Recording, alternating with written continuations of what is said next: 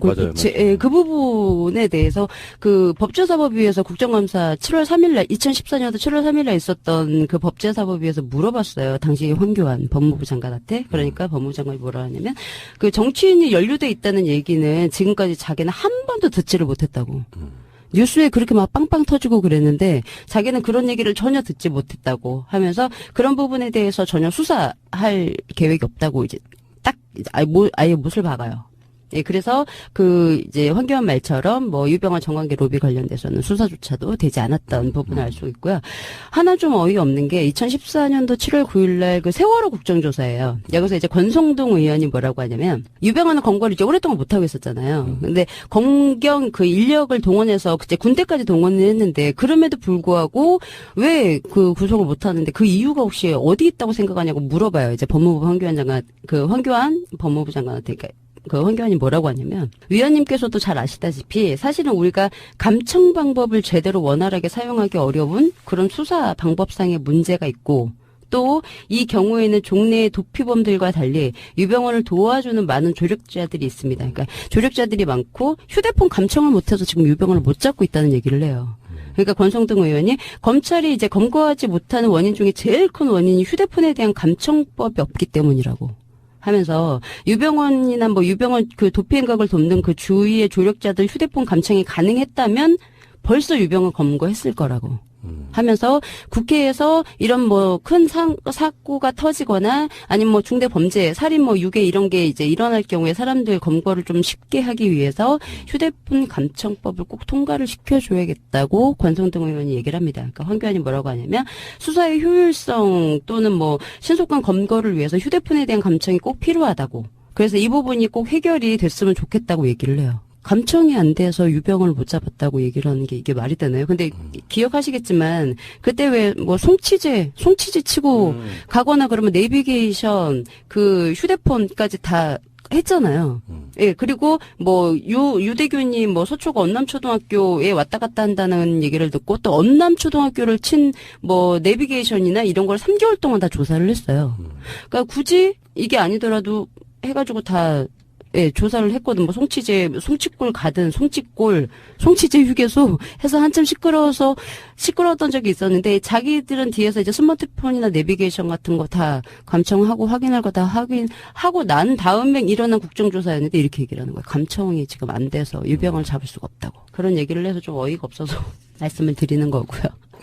예, 그 다음에 이제 그 부산지검의 한국성급비리 관련돼서 특별수사팀이 구성이 돼요. 이게 이제 2014년도 4월 24일인데, 요게 이제 세월호 그 증개축 과정에서 선박검사를 부실하게 한 그 한국성급 목포 지부 선체검사원 전무 씨가 이제 구속이 되는데, 현재는 이제 그 대법원 확정이 난 건 아니고 2심까지 진행이 된 상태예요. 2심까지 무죄가 났어요. 네, 무죄가 이제 난 상태고, 근데 이제 1심 재판부가 요거는 이제 한겨레 그 2015년도 10월 21일 기사 내용을 보면 1심 재판부는 세월호 검사원 전 씨에게 무죄를 선고했다. 이제 한국성급의 사실조회서와 직원 법정 증언 그리고 탄원서가 가장 큰 영향을 미쳤다고. 얘기를 해요. 그러니까 이게 내용이 뭐냐면 한국성급 회장이 자기 명의로 탄원서를 제출을 해요. 이 사람에 대한 주지 말라고. 업무방해 그 피해자가 더 큰 문제는 뭐냐면 이 그 검찰이 이게 보통 이제 선박 검사를 제대로 하지 않아서 지금 세월호가 뭐 보건성이 약하고 뭐 이런 이제 원인으로 밝혀졌잖아요. 검찰이 밝혀내기를. 그러면 선박 검사가 잘못됐다라고 하면 이건 업무상 과실치사가 돼야 되는데 그럼 상대편이 한국성급이 아니고 이제 세월호 예를 들어서 뭐 유가족이 된다거나 아니면은 그렇게 이제 돼야 되는데 업무방해 피해자가 그러니까 그 선박 그 검사를 제대로 안 한 거에 대한 피해자가 세월호 유가족이 아니고 한국성급으로 기소를 했어요. 얘가 검사를 잘못해서 피해를 한국성급이 입었다. 라고 해서 기소를 할 때, 예, 한국성급이 피해자로 기소를 했어요. 예, 그렇게 해서 피해자가 한국성급. 근데 그러니까 이 한국성급 회장이 내가 피해자야. 근데 나는 얘 처벌을 원치 않아. 그러고 탄원서를 넣은 거예요. 근데 그 이야기 나온 김에 그렇게면 지금 우리가 이야기 핵심 중에 하나가 유병헌 회장이잖아요. 네. 근데 유병헌 회장에 대한 우리가 그 이야기 했었잖아요. 이 양반은 사실 세월호 사건으로 처벌받을 일이 없다. 이거는 법적으로 그냥 우리가 억지 주장하는 게 아니라 첫 번째 유병헌은 대표이사의 위치에 있지 않았어요. 네네. 실질적으로 청해진 해운의 세월호를 운항하는 책임이 일단 없는 사람이고요. 네. 두 번째는 그때 한참 많이 나왔던 게 그 세월호 안에 사진 갤러리 중축하는 것 전시실. 네. 그것 때문에 뭐 안전성이 뭐 보건성이 뭐 나빠졌다 이렇게 이야기하지만 그것마저도 청해진 해운 자체 관련자들한테 있는 것이지 거기에 자기의 어떤 뭐를 냈다고 해서 그게 법적인 책임이 있는 건 아니고요. 그쵸.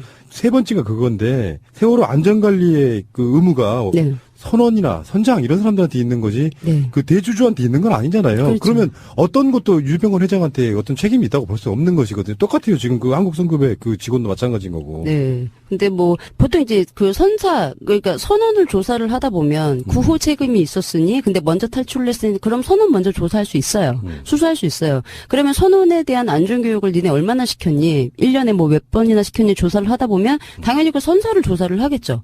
그러면 제대로 뭐 예를 들어서 세금을 냈는지 배를 제대로 운항할 수 있도록 안전 관리를 했는지 투자를 했는지를 보고 거기에서 뭐 예를 들어서 다른데 뭐 돈을 줬다 아니면은 뭐 제대로 투자가 안 됐다라고 하면 회계장부를 열어보고 그렇게 해서 혹시 뭐 위에 뭐 아이오나이 홀딩스나 그렇게 해서 확인할 수는 있겠죠. 근데 뭐 아시겠지만 이번 저번 시간에 설명을 드렸겠지만 이거는 그냥 처음부터 유병헌을 잡자였잖아요. 4월 17일부터 유병헌을 잡자였습니다. 그냥 밑도 끝도 없이. 그러니까 우리도 네. 그 당시에도 그런 이야기를 했어요. 그래서 벌써 3년 전에 우리가 그런 이야기를 했다고. 유병헌이 무슨 잘못이 있는데 네.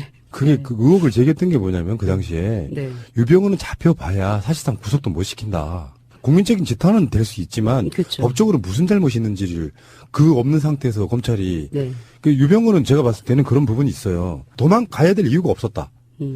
네. 털어야지 그걸 도망간다고 어디로 도망가요, 그 사람이. 자기가 갖고 있는 재산이라는 게 있는데. 네, 그렇죠. 그러면 누군가에 의해서 사실상 잡혀있는 상태로 도망가는 것처럼 꾸며졌을 가능성이 있다는 거예요. 예를 들어서 보지도 않았는데 누군가의 무슨 블랙용어 같은 사람들이 와서 누구누구 봤다더라 이런 소문 퍼뜨리면 마치 우리들은 보도상으로 유병헌은 계속 도망다니고 있고 검찰이나 경찰은 그를 찾으러 가는 모양새가 될 수도 있다는 거죠. 네네. 그러니까 처음에 이해가 안 갔던 게 그거였어요. 그러니까 예를 들어서 회장이라고 쳐요. 전체 이제 그 그룹의 회장이라고 쳐요.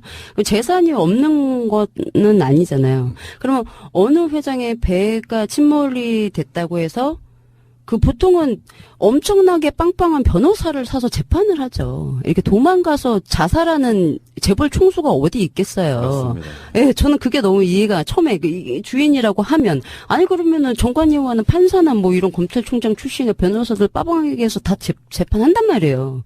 그리고 재판 뭐 3심까지 끌어서 다 보통 무죄 받죠. 뭐 감옥에 들어가봤자 몇 개월밖에 더 있겠어요? 근데 갑자기 도망을 막 가더니 자살했대요. 그러니까 미디어에 의해서 또는 국가 공권력에 의해서 어떻게 뭔가 이미지가 왜곡될 수가 있냐면은 삼성그룹 내에서 공사를 하다가 대형 사고가 났다고 쳐요. 그러면 이건희 잡으러 갑니까? 아니잖아요. 그러니까요. 똑같은 상황인 거예요, 그게. 네.